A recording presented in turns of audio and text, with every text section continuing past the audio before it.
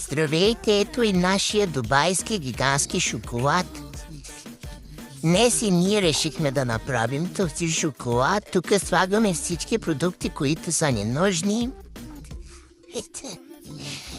И така, всичко слагам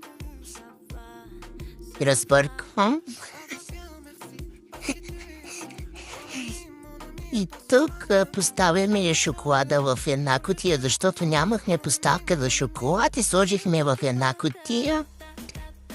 Сложихме всичко и накрая заливаме с този разтопен шоколад. И ето нашия гигантски шоколад. Беше вкусно. Чао.